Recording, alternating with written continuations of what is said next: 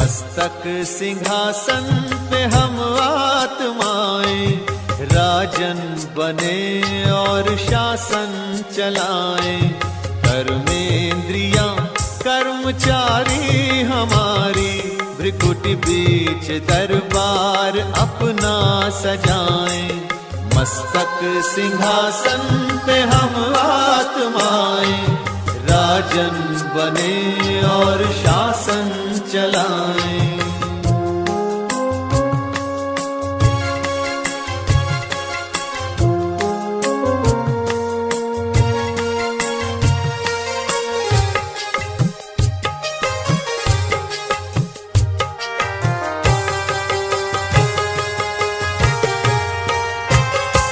करे मंत्रणा मिलके मन मंत्री से, समाचार पूछे सजग संतरी से।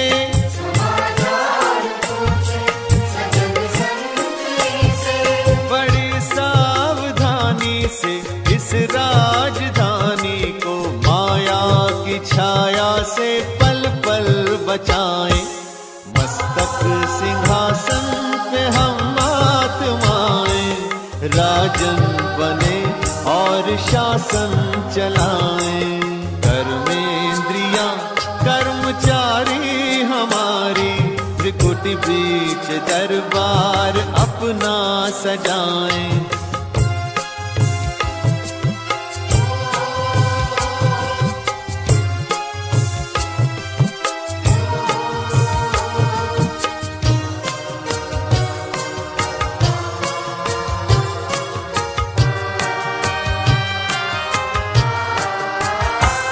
है बुद्धि का मुंसिफ बड़ा न्यायकारी, मैं राजा भी राजी सुखी जनता सारी। राजा भी राजी सुखी जनता सारी। सुसंस्कारों की जो सेना सजग हो, तो दुर्गुण के दुश्मन से धोखा न खाए। मस्तक सिंहासन पे हम आत्माएं, राजन बने और शासन चलाएं।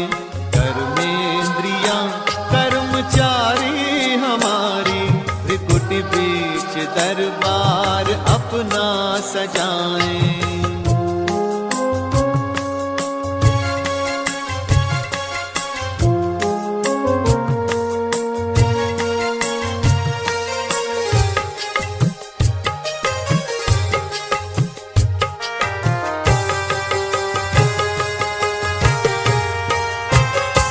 खुदा दोस्त की हम पे है छत्र छाया, कि खोया हुआ राज फिर से दिलाया। खोया हुआ राज फिर से दिलाया। उपकार उसने किए हम पे इतने, के आभार धरती गगन मिल के गाएं। मस्तक सिंहासन पे हम आत्माएं, राजन बने और शासन चलाएं। कर्मेंद्रियां कर्मचारी हमारी, भ्रिकुटी बीच दरबार अपना सजाएं।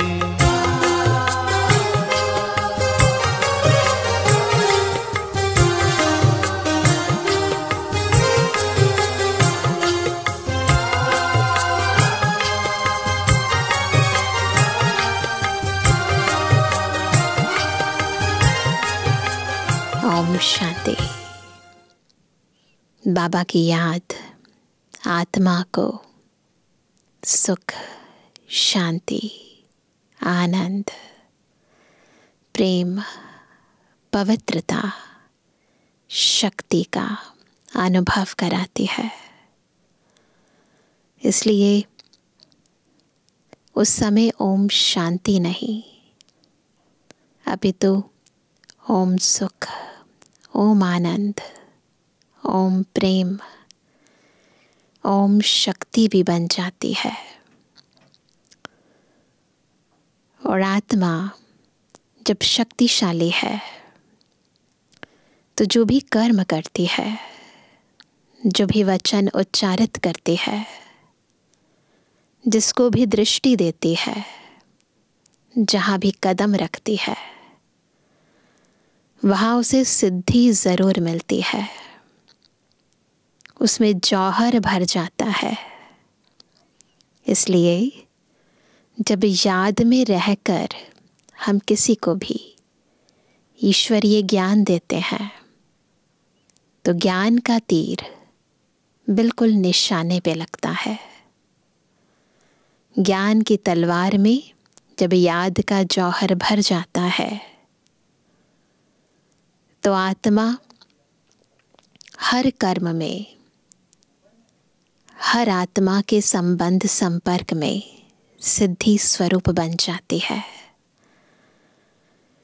इसीलिए बाबा बार बार हर रोज हमें एक ही पाठ पढ़ाते हैं कि मुझे याद करो, और इस याद की अग्नि से अपने पापों को भस्म करो, पावन बनो, विकर्माजीत बनो, विजयी बनो, सफलता स्वरूप बनो।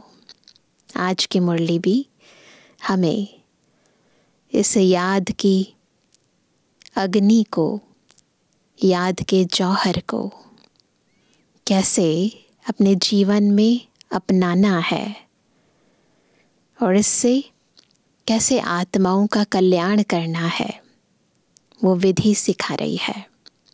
आज है 21 फरवरी 2024। बाबा के मधुर महावाक्य हैं, मीठे बच्चे, ज्ञान की तलवार में योग का जौहर चाहिए, तभी विजय होगी। ज्ञान में योग का जौहर है तो उसका असर जरूर होगा। प्रश्न है, तुम खुदा के पैगंबर हो, तुम्हें सारी दुनिया को कौन सा पैगाम देना है? आज का टाइटल याद रखेंगे, हम सब कौन हैं? खुदाई पैगंबर हैं। पर पैगाम कौन सा देना है? उत्तर है, सारी दुनिया को पैगाम दो कि खुदा ने कहा है, तुम सब अपने को आत्मा समझो। पहली चीज, अपने को आत्मा समझो। देह अभिमान छोड़ो। क्या समझो, क्या छोड़ो? एक, मुझ बाप को याद करो तो तुम्हारे सिर से पापों का बोझा उतर जाएगा। एक बाप की याद से तुम पावन बन जाएंगे। अंतर्मुखी बच्चे ही ऐसा पैगाम सभी को दे सकते हैं। जो बाह्यमुखी है, बुद्धि बाहर है, दुनिया में है, उनको स्मृति में नहीं आएगा कि सबको याद दिलाना है कि बाबा को याद करो और देह अभिमान भूल जाओ। जो खुद अंतर्मुखी है, वही दूसरों को ये कह सकते हैं कि उसको याद करो, अपने को आत्मा समझो। ओम शांति। बाप ने समझाया है कि कोई भी मनुष्य मात्र, फिर चाहे दैवी गुण वाला हो या आसुरी गुण वाला हो, उनको भगवान नहीं कह सकते। यह तो बच्चे जानते हैं। दैवी गुण वाले होते हैं सतयुग में, आसुरी गुण वाले होते हैं कलयुग में। इसलिए बाबा ने लिखत भी बनाई है कि दैवी गुण वाले हो या आसुरी गुण वाले। प्रश्नावली बनाई बाबा ने कि पूछो उनसे, कौन हो? सतयुगी हो या कलयुगी? यह बातें बड़ी मुश्किल से मनुष्यों को समझ में आती हैं। तुम सीढ़ी पर बहुत अच्छी रीति समझा सकते हो, तुम्हारे ज्ञान के बाण बहुत अच्छे हैं, परंतु उसमें जौहर चाहिए। नॉलेज बाबा की बहुत अच्छी है, एकदम रिफाइन लॉजिकल है, लेकिन आत्माओं को समझ में तब आती है जब याद का जौहर है। जैसे तलवार में भी जौहर होता है, कोई बहुत तीखे जौहर वाले होते हैं। जैसे गुरु गोविंद सिंह की तलवार विलायत चली गई, इतनी अच्छी तलवारबाजी करते थे, उस तलवार की इतनी इम्पोर्टेंस थी जो उसे विलायत वाले ले गए। उस तलवार को लेकर परिक्रमा देते हैं, बहुत साफ रखते हैं। कोई 2 पैसे की तलवार भी होती है, जिसमें जौहर होता है, वह बहुत तीखी होती है, उनका दाम बहुत होता है। बच्चों में भी ऐसे हैं। कोई में ज्ञान बहुत है, योग का जौहर कम है। जो बांधेले हैं, गरीब हैं, वह शिव बाबा को बहुत याद करते हैं। उनमें ज्ञान कम है, योग का जौहर बहुत है। पहले बाबा से मिलने, करीब होने के कारण कई आ नहीं पाते थे, परंतु बाबा को याद बहुत करते थे। तो बाबा कहते हैं कि भले ज्ञान कम है, इतना ज़्यादा विस्तार पूर्वक ज्ञान को नहीं जानते, परंतु योग का जौहर बहुत है। और उसके कारण क्या होता है, किसी को दृष्टि भी देंगे ना, ज्ञान की छोटी सी पॉइंट भी सुनाएंगे ना, तो उसको तीर लग जाएगा, जच जाएगी बात। तो बाबा कहते हैं वह तमो प्रधान से सतु प्रधान बन रहे हैं। जैसे एक अर्जुन भील का भी मिसाल दिखाते हैं। एकलव्य की कथा सभी ने सुनी है कि कैसे बिना गुरु के भी, केवल गुरु की मूर्ति बनाकर उसने इतना अच्छा जौहर सीख लिया कि अर्जुन से भी आगे निकल गया। वह तमो प्रधान से सतु प्रधान बन रहे हैं। जैसे एक अर्जुन भील का भी मिसाल दिखाते हैं। अर्जुन से भी भील तीखा हो गया बाण मारने में। अर्जुन अर्थात जो घर में रहते हैं, रोज सुनते हैं, उनसे बाहर रहने वाले तीखे हो जाते हैं। जिनमें ज्ञान का जौहर है, उनके आगे वह भरीड़ होते हैं, कहेंगे भावी। कोई फेल होते हैं, वह देवाला मारते हैं तो नसीब पर हाथ रखते हैं। ऐसे हाथ रखते हैं ना सिर के ऊपर कि फूट गया नसीब हमारा, किस्मत खराब हो गई हमारी। तो ऐसा होता है। तो बाबा कहते हैं ज्ञान के साथ योग का जौहर भी ज़रूर चाहिए। जौहर नहीं तो गोया कुक्कड़ ज्ञानी है, केवल सुनाते हैं। अंदर उस ज्ञान की धारणा नहीं है, क्योंकि जब तक याद नहीं है ना, तब तक ज्ञान हमारे जीवन में अप्लाई नहीं कर पाते, हम धारणा नहीं कर पाते हैं। तो केवल कुक्कड़ ज्ञानी नहीं बनना है, ज्ञान स्वरूप बनना है। बच्चे भी फील करते हैं, कोई का पति में, कोई का किस में प्यार होता है। ज्ञान में बहुत तीखे होते, लेकिन अंदर खिट खिट रहती है।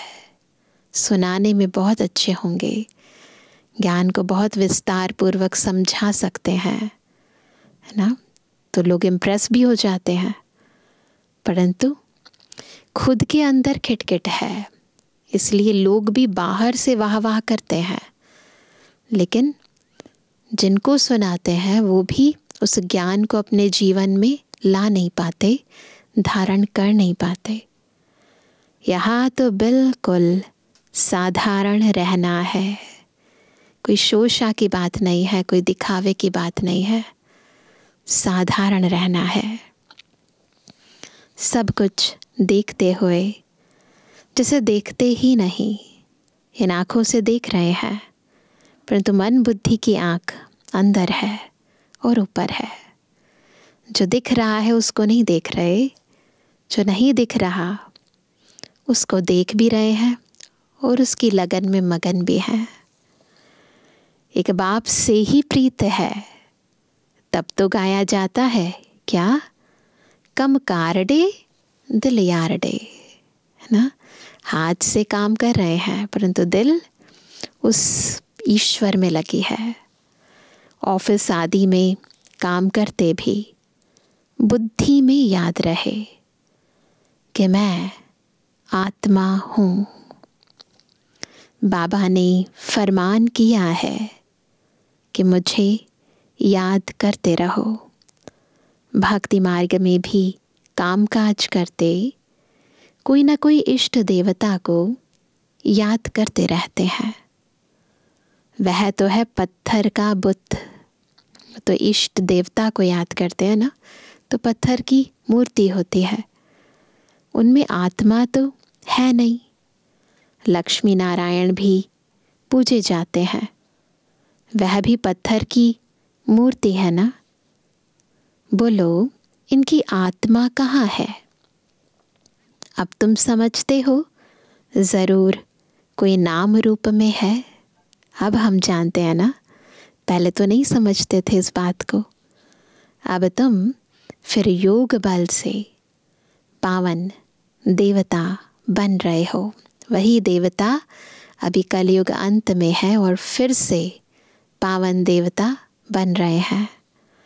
एम ऑब्जेक्ट भी है। दूसरी बात, बाप समझाते हैं ज्ञान सागर और ज्ञान गंगाएं।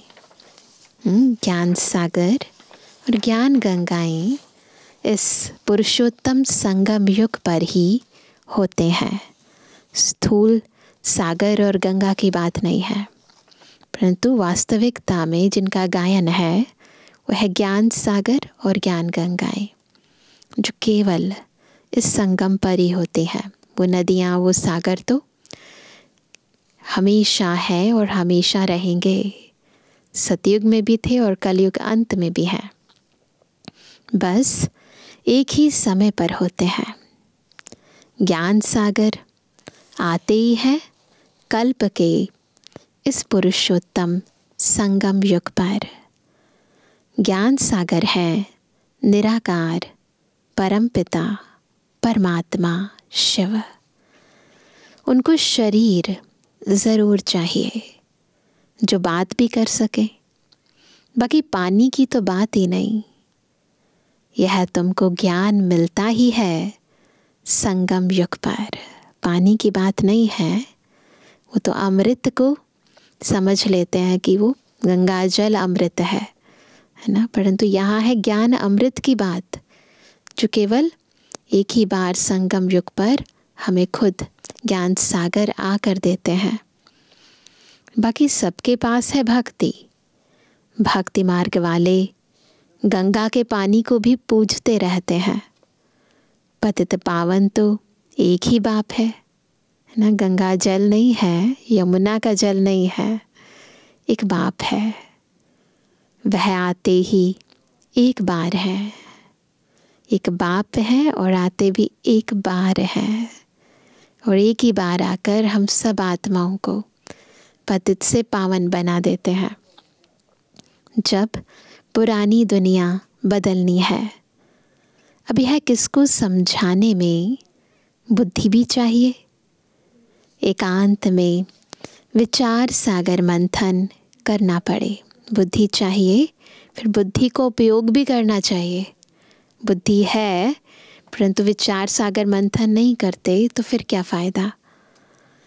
क्या लिखें जो मनुष्य समझ जाए कि ज्ञान सागर परम पिता परमात्मा एक शिव ही है। वह जब आते हैं, उनके बच्चे जो ब्रह्मा कुमार कुमारियां बनते हैं, वह ज्ञान धारण कर ज्ञान गंगाएं बनते हैं।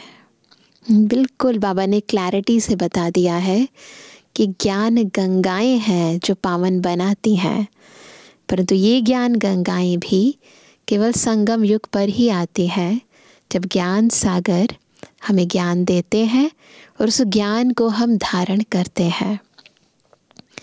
अनेक ज्ञान गंगाएं हैं जो ज्ञान सुनाते रहते हैं, वो ही सद्गति कर सकते हैं।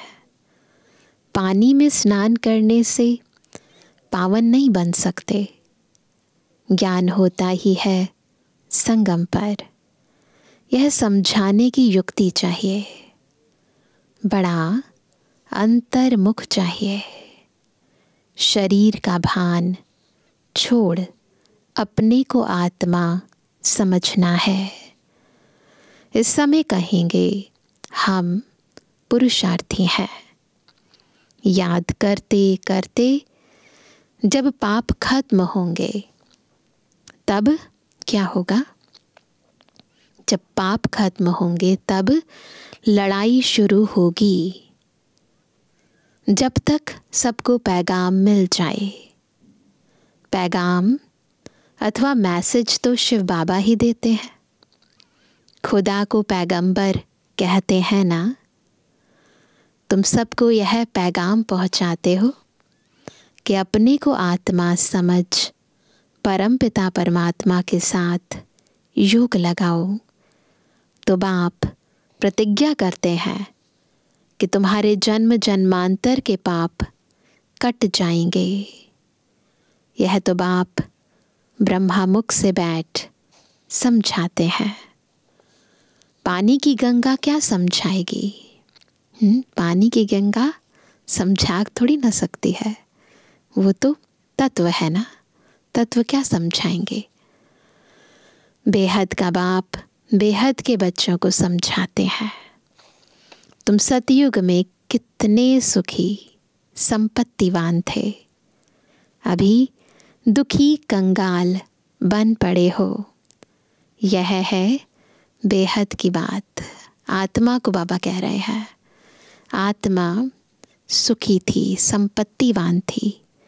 स्थूल संपत्ति तो थी ही, परंतु अविनाशी संपत्ति भी थी। ज्ञान गुण शक्तियों से संपन्न थी आत्मा, परंतु अभी अंदर से आत्मा बिल्कुल न सुख है, न शांति, न प्रेम, न शक्ति, न पवित्रता, तो बिल्कुल कंगाल हो गई है। बाकी यह चित्र आदि सब भक्ति मार्ग के हैं। जो भी देवताओं के चित्र हैं वो सब भक्ति मार्ग के हैं। यह भक्ति मार्ग की सामग्री भी बननी है, ये भी होना ही है ना। शास्त्र पढ़ना, पूजा करना, ये भक्ति है ना। मैं थोड़ी शास्त्र आदि पढ़ाता हूँ, मैं तो तुम पतितों को पावन बनाने के लिए ज्ञान सुनाता हूँ। कौन सा ज्ञान? सबसे इम्पोर्टेंट कि अपने को आत्मा समझो। अभी आत्मा और शरीर दोनों ही पतित हैं। अब बाप को याद करो तो तुम यह देवता बन जाएंगे। देह के सर्व पुराने संबंधियों से ममत्व मिट जाए। गाते भी हैं, आप आएंगे तो हम और कोई की नहीं सुनेंगे, है ना। एक आप से ही सब संबंध जोड़ेंगे और सब देहधारियों को भूल जाएंगे। भक्ति मार्ग में भी गाते थे कि बस सब संग छोड़कर एक तेरे संग ही सब संबंध जोड़ेंगे। तुम ही हो माता, तुम ही हो पिता, बंधु, सखा, सब कुछ तुम मेरे हो। परंतु प्रैक्टिकली क्या करते हैं हम? जब भगवान आते हैं तो भी सारी दुनिया, जहान की सारी बातें, सारे कर्म याद आते हैं, बाबा की याद भूल जाती है। अब बाप तुमको अपना वायदा याद कराते हैं। बाप कहते हैं, मेरे साथ योग लगाने से ही तुम्हारे विकर्म विनाश होंगे। तुम नई दुनिया के मालिक बन जाएंगे। यह है एम ऑब्जेक्ट। राजाओं के साथ प्रजा भी ज़रूर बननी है। राजाओं को दास दासियां भी चाहिए। अकेले राजा रानी थोड़ी ना बनेंगे, राजधानी बन रही है ना। बाप सब बातें समझाते रहते हैं। अच्छी तरह योग में नहीं रहेंगे, दैवी गुण धारण नहीं करेंगे तो क्या होगा? कहना नहीं मानेंगे बाबा का तो क्या होगा? तो ऊंच पद कैसे पाएंगे?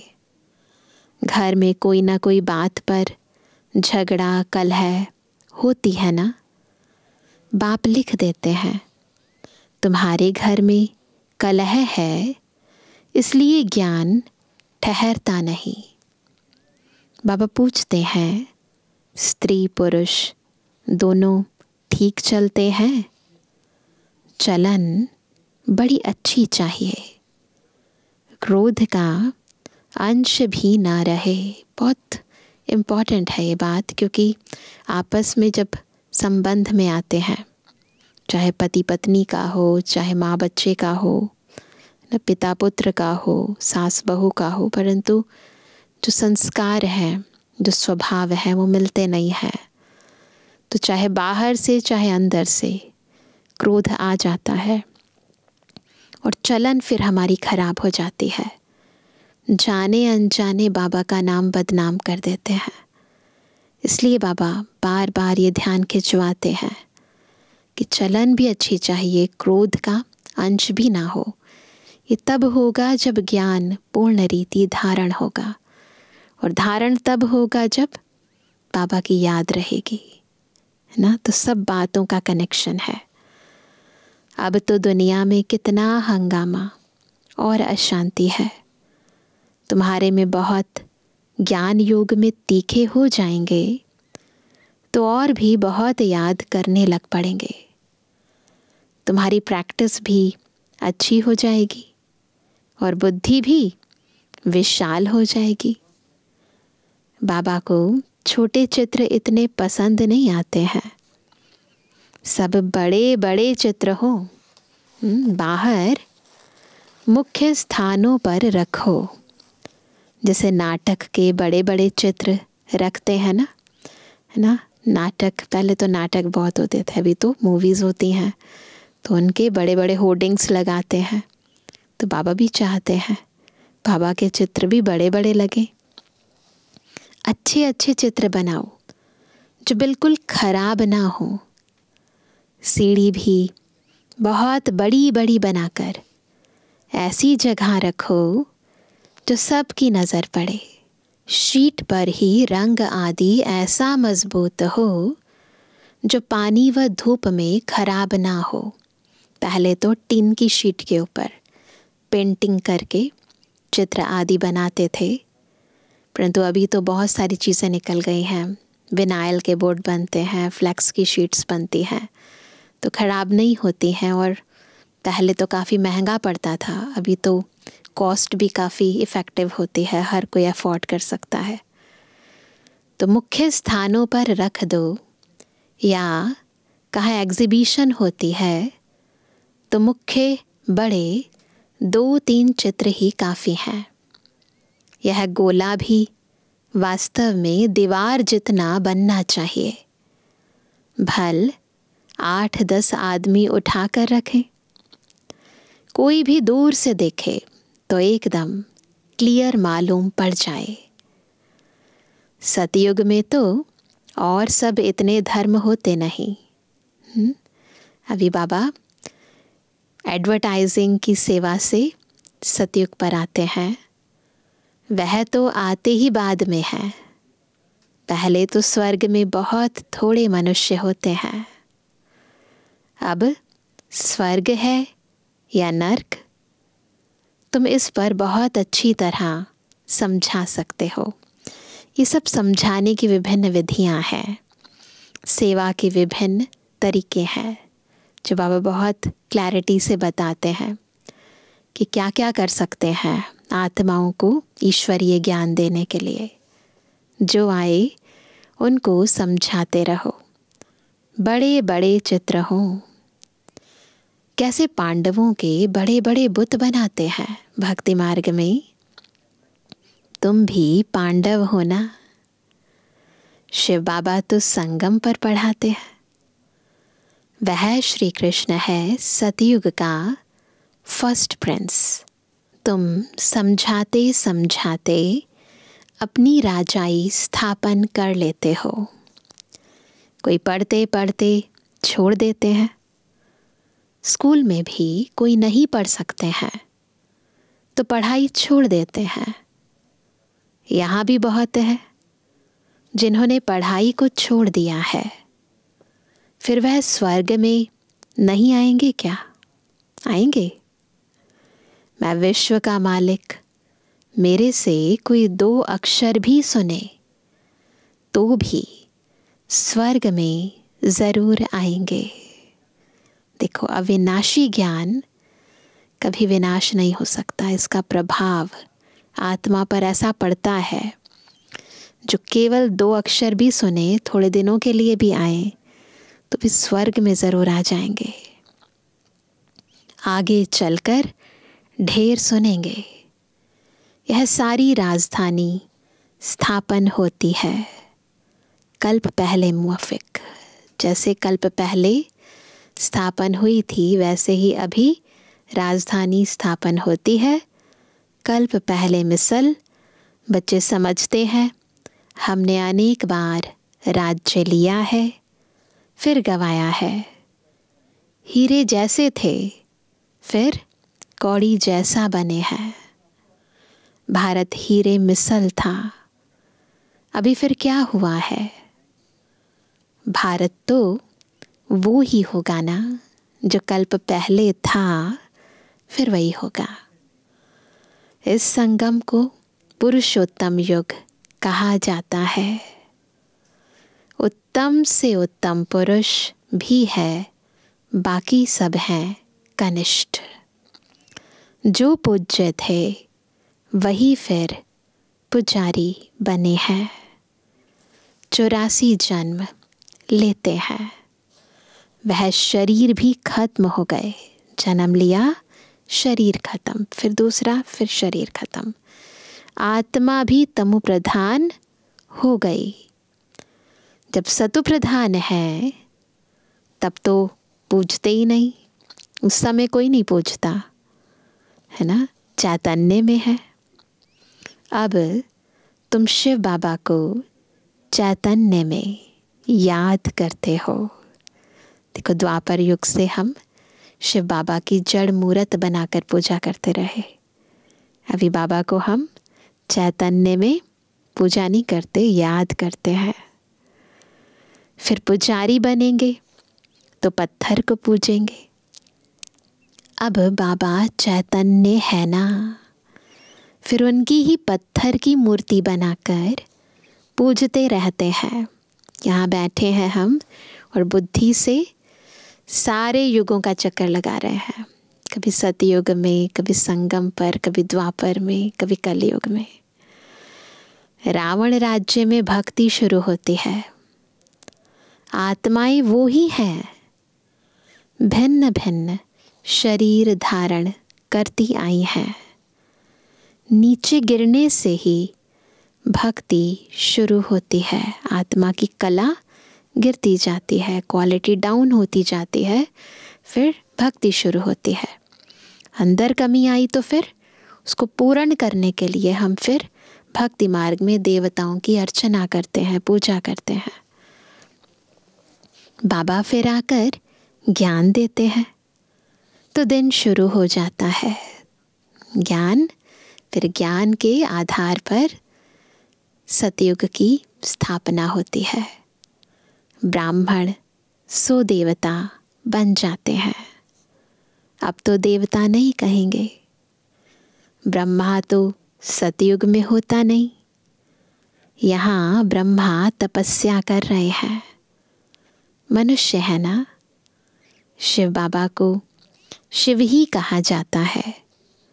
इनमें है तो भी शिव बाबा कहेंगे। ब्रह्मा बाबा की भ्रुकुटी में विराजमान है, फिर भी शिव बाबा ही कहेंगे ना, दूसरा कोई नाम नहीं रखा जाता। इनमें शिव बाबा आते हैं, वह ज्ञान का सागर है। इस ब्रह्मा तन द्वारा ज्ञान देते हैं, तो चित्र आदि भी बड़ी समझ से बनाने हैं। इसमें लिखत ही काम में आती है। पतित पावन पानी का सागर या पानी की नदियां हैं, वह ज्ञान सागर और उनसे निकली हुई ज्ञान गंगाएं ब्रह्मा कुमार कुमारियां हैं। इस तरह से लिखते हैं ना, तो मनुष्य आत्माओं की बुद्धि चलती है, फिर विचार करते हैं। इनको ही बाप ज्ञान देते हैं। ब्रह्मा द्वारा जो ब्राह्मण बनते हैं, वो ही फिर देवता बनते हैं।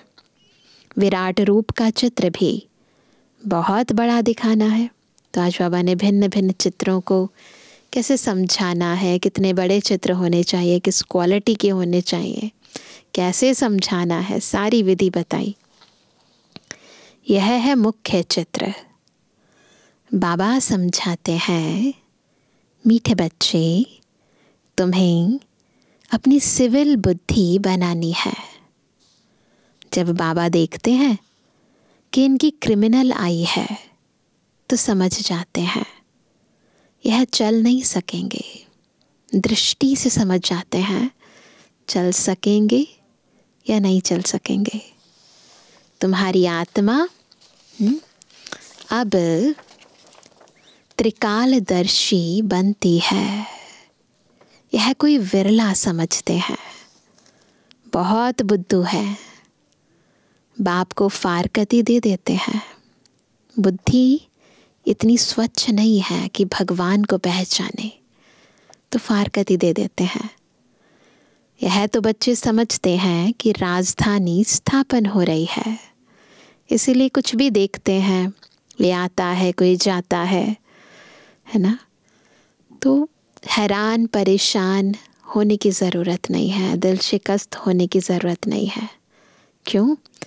बाबा ने बता दिया है, राजधानी स्थापन हो रही है, तो उसमें सब चाहिए। पिछाड़ी में सब साक्षात्कार होंगे, कौन क्या बनेगा पता चल जाएगा। फर्स्ट क्लास दास दासियां भी बनेंगी। फर्स्ट क्लास दासी कृष्ण की पालना करेगी।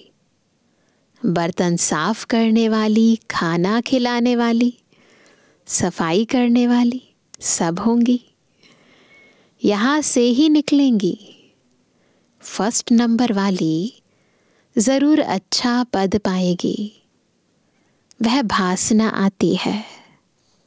बाबा को बच्चों से भासना आती है। यह बहुत अच्छी मुरली चलाते हैं, परंतु योग कम है। कोई स्त्री पुरुष से भी तीखी हो जाती है।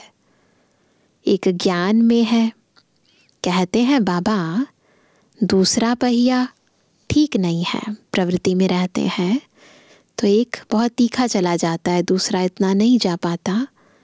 एक दो को सावधान करना है।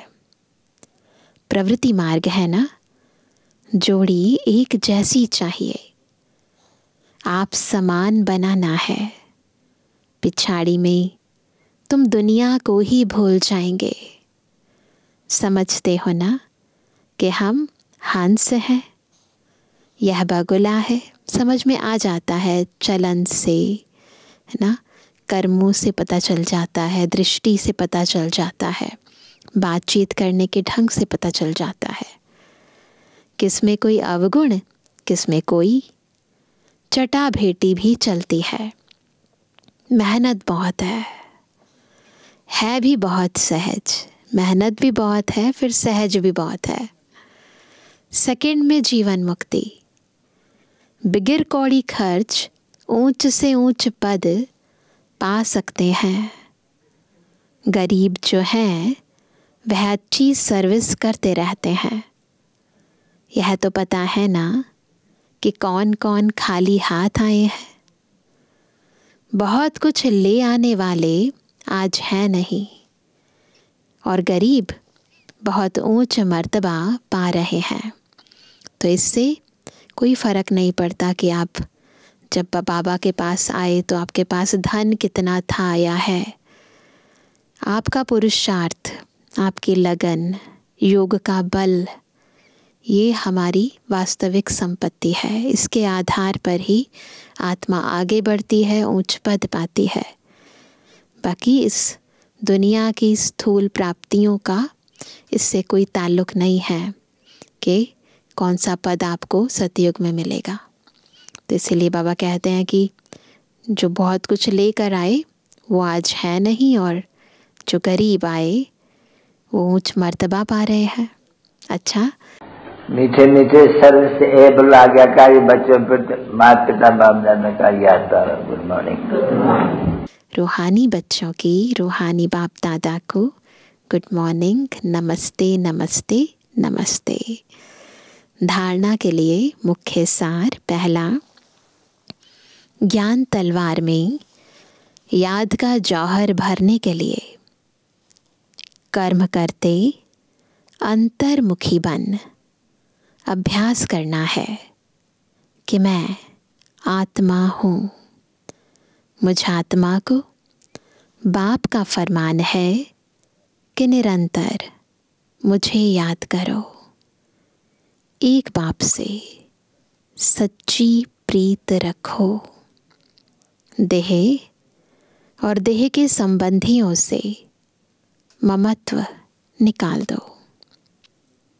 दूसरा, प्रवृत्ति में रहते एक दो को सावधान कर हंस बन ऊंच पद लेना है। क्रोध का अंश भी निकाल देना है। अपनी सिविल बुद्धि बनानी है। वरदान है, साक्षी हो कर्म इंद्रियों से कर्म कराने वाले, कर्तापन के भान से मुक्त अशरीरी भव। अशरीरी कैसे बनेंगे? जब साक्षी होकर, बिल्कुल जैसे एक ऑब्जर्वर होता है, बस देखता है। इन कर्म इंद्रियों से कर्म कराएंगे, परंतु कर्तापन के भान से मुक्त। बाबा करा रहा है, मैं निमित्त हूँ, तो कर्तापन का भान ना हो। मेरा काम, मेरे बच्चे ना, ये मेरा मेरा ना हो। जब चाहो शरीर में आओ, और जब चाहो अशरीरी बन जाओ। कोई कर्म करना है तो कर्मेंद्रियों का आधार लो, लेकिन आधार लेने वाली मैं आत्मा हूँ, यह नहीं भूले। करने वाली नहीं हूँ, कराने वाली हूँ। जैसे दूसरों से काम कराते हो तो उस समय अपने को अलग समझते हो। किसी और से काम करा रहे हैं तो वो अलग है, मैं अलग हूँ। वैसे ही, वैसे साक्षी हो, बिल्कुल साक्षी हो। कर्म इंद्रियों से कर्म कराओ तो कर्तापन के भान से मुक्त अशरीरी बन जाएंगे। कर्म के बीच बीच में 1-2 मिनट भी अशरीरी होने का अभ्यास करो तो लास्ट समय में बहुत मदद मिलेगी। स्लोगन है, विश्व राजन बनना है तो विश्व को सकाश देने वाले बनो। सेवा तो करनी पड़ेगी ना, ऐसे थोड़ा राजा बनेंगे। आज सभी क्या विशेष होमवर्क करेंगे? अंतर्मुखी बनने का। और विशेष जब कर्म करते हैं तो कर्म करते बीच बीच में बिल्कुल अंतर्मुखी हो जाओ, अशरीरी हो जाओ। कर्तापन के भान से मुक्त साक्षी दृष्टा होकर कर्म इंद्रियों से कर्म कराओ। फिर अशरीरी हो जाओ और कर्म में आते चेक करो,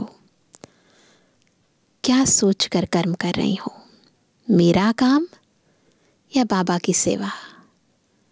तो खुद पर अटेंशन देंगे और बार बार अंतर्मुखी होने का, अशरीरी स्थिति का अभ्यास करते रहेंगे। अच्छा, ओम शांति।